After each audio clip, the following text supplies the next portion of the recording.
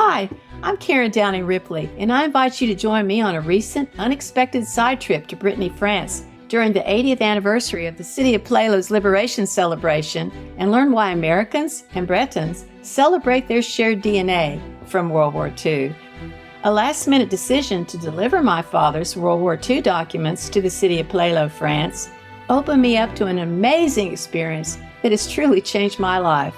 I ask that you join me so that you too can know and appreciate how we Americans are respected and revered because our ancestors fought to liberate the town of Plélo in August 1944.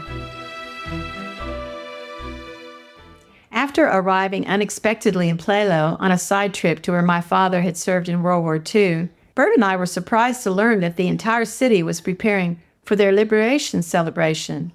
We were graciously greeted by the mayor with invitations to join the 3-day liberation beginning the next weekend.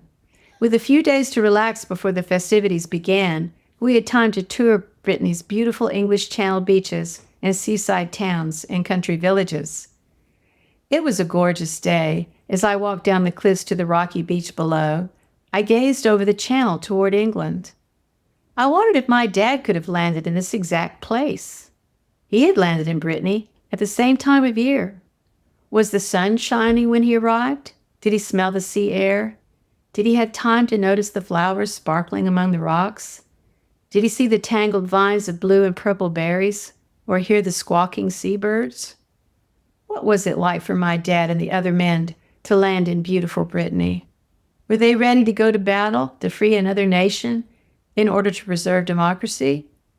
Or were Dad and the other men just getting ready to fight for their lives?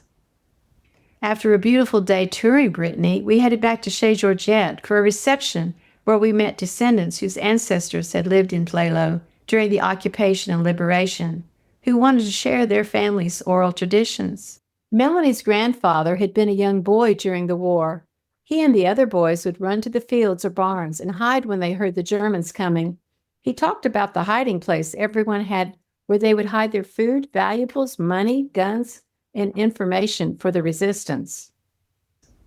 One of Melanie's friends had grown up with her in Plélo, but had also lived and worked in Austin, Texas, just a couple of hours' drive from our home in the Texas Hill Country. John Batiste had made the long drive from Texas to Tennessee to see Colonel Hamsley in his last days. Colonel Hamsley was his hero from the time he learned about him in school. His face would light up when he spoke of how much it meant to him to have met the man who had saved his family. Genevieve, a local reporter, covered Melanie's reception and wrote a lengthy article for the local paper about our visit. She also reported on my father having been one of the liberators, as well as my relationship with Colonel Hamsley. She wrote a lovely article regarding my time as his protege during the Tennessee World's Fair. I wasn't really involved myself, but I was involved through the work that I have to do to report everything for the paper, take picture, interviewing people. I heard about a lot with my parents because they were teenagers during this time. And for me, it was, I think, understood and heard. So the people, it was a kind of freedom. At least after years of war, the people feel free again to live their own life.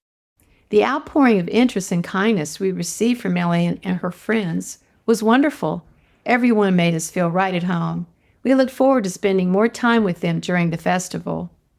Be sure to join me for the next episode of You Were There, Karen Beth, as we learn that as Delbert Downing's daughter, I was the only living American liberator descendant present to whom the town of Plélo could show their endless appreciation.